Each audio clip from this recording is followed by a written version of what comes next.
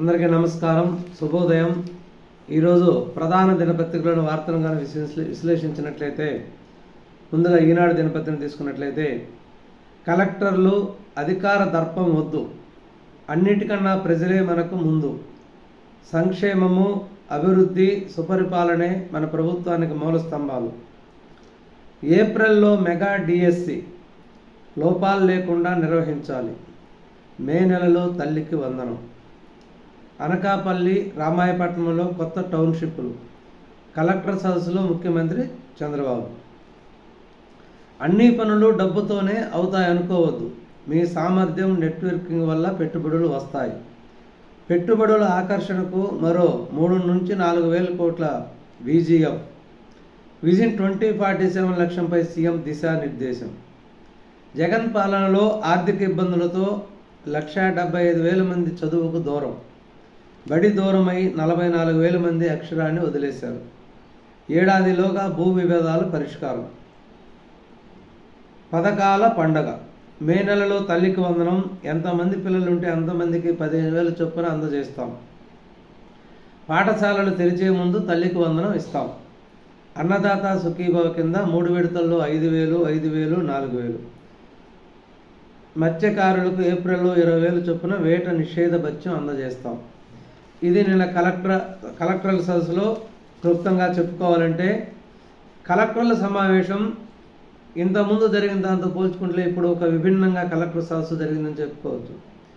ఇంతకుముందు కలెక్టర్ సదస్సు ప్రారంభమైన తర్వాత ఏ శాఖ యొక్క ఆ శాఖ కార్యదర్శులు దీర్ఘంగా ఉపన్యాసం ఇస్తూ, ప్రజెంటేషన్లు ఇస్తూ ముఖ్యమంత్రి మెప్పు కోసం చెప్పేవాళ్ళు. ఒక విధి విధానాలు ఏర్పరచుకున్నా కూడా దాని ప్రకారం పోకుండా అస్తవ్యస్తంగా కలెక్టర్ సమావేశం జరిగింది. దాని మీద విమర్శలు రావడంతో చంద్రబాబు నాయుడు గారు ఇప్పుడు జరిగిన కలెక్టర్ సమావేశాన్ని పూర్తిగా మార్చివేయటం జరిగింది. అంటే కలెక్టర్ మాత్రమే మాట్లాడాలి, ప్రతి కలెక్టర్ కూడా నిర్దేశించిన సమయంలో మీ జిల్లా యొక్క పరిస్థితులు, ఏ పనులు కంప్లీట్ అయినాయి, ఏమి పూర్తి చేయాలి, జిల్లా యొక్క పరిస్థితులు పూర్తిగా ఏంటి, తలసరి ఆదాయం పెంచాలంటే ఏం చేయాలి, జిల్లాని అభివృద్ధి పదంలో నడపాలంటే ఏం చేయాలి, జిల్లా యొక్క పరిస్థితులు ఏంటి, మీరు స్వతంత్ర నిర్ణయాలు తీసుకొని ఎలా ప్రజలను ముందుకు నడిపించాలి అని కలెక్టర్కు దిశానిర్దేశం చేస్తూ ఆసక్తిగా జరిగింది. డైరెక్ట్గా చంద్రబాబు నాయుడు గారు ప్రతి కలెక్టర్తో సమీక్ష చేసి నేరుగా వాళ్ళకు ఒక దిశానిర్దేశం చేయటం జరిగింది. దీనివల్ల ఫలితాలు కూడా వచ్చేటటువంటి అవకాశం ఉంది. మీ జిల్లా పరిస్థితి ఏంది, మీ జిల్లాలో ఉండే సామాజిక భౌగోళిక పరిస్థితులు ఏంటి, అభివృద్ధి ఎలా ఉంది, ఏ పనులు కంప్లీట్ అయినాయి, ఏవి కంప్లీట్ కావాలి, సమస్యలు ఏమున్నాయి, అన్ని రకాలుగా ప్రశ్నలు వేస్తూ వాళ్ళ నుంచి సమాధానాలు రాబడుతూ కూలంకుషంగా జిల్లా సమగ్ర అభివృద్ధి కోసం చర్చించడం జరిగింది. ఇకపోతే వేచి చూద్దాం, అమెరికా చదువులపై విద్యార్థుల ధోరణి, ట్రంప్ నిర్ణయాలపై సందిగ్ధం, కొంతకాలం పాటు అడ్మిషన్ల వాయిదా, ఎప్పటికప్పుడు సమాచార సేకరణ, ఇతర దేశాలపై ఆరా. అమెరికాలో ఉండేటటువంటి పిల్లలు కొత్తగా అమెరికా వెళ్ళి చదువుకోవాలనుకునే వాళ్ళు కూడా ఆలోచనలో పడ్డారు. ఎందుకంటే డొనాల్డ్ ట్రంప్ ఎప్పుడైతే అధికారం చేపట్టాడో అతని అస్తవ్యస్త నిర్ణయాల వల్ల అక్కడ ఆల్రెడీ చదువుకొని పార్ట్ టైం ఉద్యోగాలు చేసే వాళ్ళు అయితేనేమి, కొత్తగా అడ్మిషన్ తీసుకోవాలనుకునే వాళ్ళు అయితే టోటల్గా అయితే కొంతకాలాన్ని వాయిదా వేసి వేచి చూసే దూరంలో ఉందాము అని ఆలోచిస్తూ ఉండసాగారు.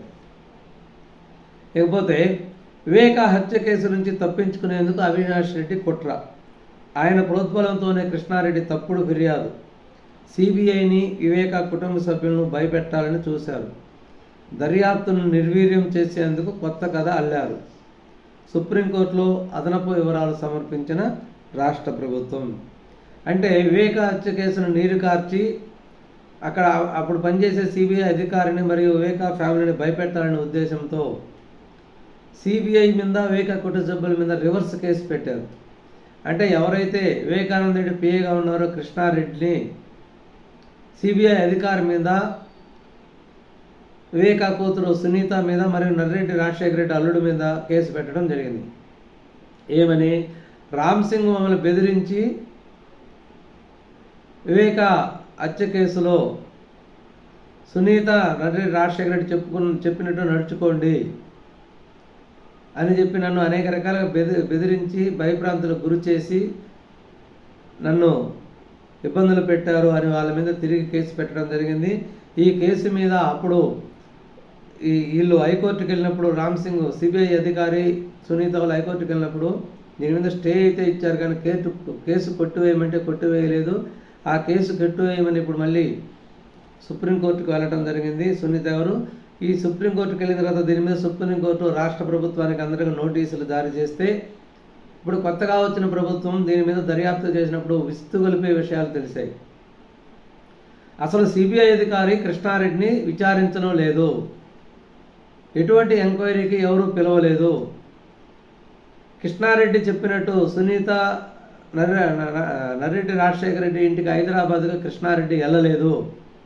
వివేకానంద భార్య సౌభాగ్యమ్మ ఎటువంటి కారు ఇచ్చి కృష్ణారెడ్డిని పులివెందులు పంపించలేదు అని స్పష్టంగా అనేక విధాలుగా ఎంక్వైరీ చేయటం వల్ల అనేక సెల్ ఫోన్ సిగ్నల్స్ అయితేమి, గూగుల్ టేక్అవుట్ అయితేమి, స్థానిక పోలీస్ స్టేషన్ల యొక్క సీసీ కెమెరా దృశ్యాలు అయితేమి వీటన్ని పరిశీలించి నిర్ధారణ చేసుకొని ఈ కేసే ఒక ఫేకు, దీంట్లో ఎటువంటి ఆధారాలు లేవు అని రాష్ట్ర ప్రభుత్వ పోలీసులు రాష్ట్ర హైకోర్టులోను మరియు పులివెందుల స్థానిక కోర్టులోనూ అఫిడవిట్ వేయడం జరిగింది. దీన్ని ఆధారం చేసుకుని సుప్రీంకోర్టులో కూడా ఒక అఫిడవిట్ దాఖలు చేసేటటువంటి అవకాశం ఉంది. ఎందుకంటే అప్పుడు విశ్రాంతి డిఎస్పీ అని రాజేశ్వర్ రెడ్డి, అప్పుడు ఏఎస్పీగా ఉన్నటువంటి రామకృష్ణారెడ్డి, వీళ్ళిద్దరూ కలిసి అప్పుడు ఈ కేసు ఆఫీసర్గా ఉన్నటువంటి కేసు టేకర్గా ఉన్నటువంటి రాజుని బెదిరించి, అంటే సిఐగా ఉన్నటువంటి రాజుని బెదిరించి కేసు డైరీ మీద సంతకాలు చేయించారు. దీనికి మొత్తం కర్మ కర్త క్రియ అన్నీ కూడా విశ్రాంతి డిఎస్పీ రాజేశ్వర్ రెడ్డి, అప్పుడు సిఐ రామకృష్ణారెడ్డిను. వీళ్ళిద్దరు యొక్క ప్రణాళికతోనే ఇదంతా జరిగింది. నేను కేసు డైరీలో సంతకం చేయకపోతే నన్ను అవినాష్ రెడ్డి ఇంటికి తీసుకెళ్ళి అక్కడ అవినాష్ రెడ్డి భయభ్రాంతులకు గురి చేయడం వల్ల నేను కేసు డైరీ మీద సంతకం పెట్టాను అని చెప్పి అప్పుడు సిఐగా ఉన్నటువంటి రాజు తిరిగి వాగ్మూలం ఇవ్వటం జరిగింది. ఈ వాగ్మూలంతో దాని యొక్క కుట్రాకుతంత్రాలు మొత్తం బయటపడటం జరిగింది. అవినాష్ రెడ్డి తప్పించుకునేందుకు ఎన్ని రకాల ప్రయత్నాలు చేశారో కూడా దీనివల్ల అర్థమవుతున్నది. అమరావతి పనులు పునఃప్రారంభానికి ప్రధాని ఏప్రిల్ 3వ వారంలో వచ్చేటటువంటి అవకాశం. ప్రజలపై భారం లేకుండా 3 ఏళ్లలో రాజధాని నిర్మాణం. పురపాలక శాఖ మంత్రి నారాయణ. ఆస్తి పన్ను బకాయిల వడ్డీపై 50% రాయితీ, నెలాఖరులోగా చెల్లించే వాళ్ళందరికీ కూడా వర్తింపు. ఇక ఆంధ్రజ్యోతి దినపత్రిక తీసుకున్నట్లయితే మాట ఇచ్చినట్లే మంచి పాలన. నేనైతే ప్రజలకు ఏ విధంగా మాట ఇచ్చానో దానివల్ల అదేవిధంగా మంచి పాలన కూడా ఇవ్వాలి. విధ్వంసం నుంచి వికాసం వైపుకు రాష్ట్రం. ఏప్రిల్ తొలి వారంలో మెగా డిఎస్సి 16,340 టీచర్ పోస్టులు భర్తీ చేస్తాం. ఉద్యోగులకు గత ప్రభుత్వం బకాయిలు 7,230 కోట్లు చెల్లించాం. ప్రతి అధికారి బాధ్యతగా గౌరవభావంతో పథకాలు అందించాలి. వన్ ఫ్యామిలీ వన్ ఎంటర్ప్రెన్యూర్ 15% వృద్ధితోనే స్వర్ణాంధ్ర 2047. తాగునీటి సమస్య తలెత్తరాదు. 20,000 కిలోమీటర్ల గుంతల పూడ్చివేత. గంజాయి రౌడీయిజం కట్టడికి ఎస్పీలతో సమన్వయం. కలెక్టర్స్ హౌస్లో ముఖ్యమంత్రి చంద్రబాబు దిశానిర్దేశం. మద్యం స్కామ్పై సమగ్ర దర్యాప్తు. టీడీపీ నేత లావు శ్రీకృష్ణదేవరాయలకు అమిత్ షా హామీ. లోక్సభలో లావు చేసిన ఆరోపణలపై కేంద్ర హోంమంత్రి దృష్టి. ఆయనను తన కార్యాలయానికి పిలిపించుకొని ఆరా. హోంమంత్రికి కీలక పత్రాలను అందజేసిన శ్రీకృష్ణదేవరాయలు. ఏపీతో పోలిస్తే ఢిల్లీ మద్యం స్కామ్ నీటి బొట్టంతేనని వెల్లడి. ఇక అవినాష్ డైరెక్షన్లో కృష్ణారెడ్డి యాక్షన్. ఇది ఈరోజు ప్రధాన దినపత్రికలో వచ్చినటువంటి వార్తలు. మరికొన్ని ముఖ్యమైన విషయాలతో మళ్ళీ కలుద్దాం. నమస్కారం, ధన్యవాదాలు.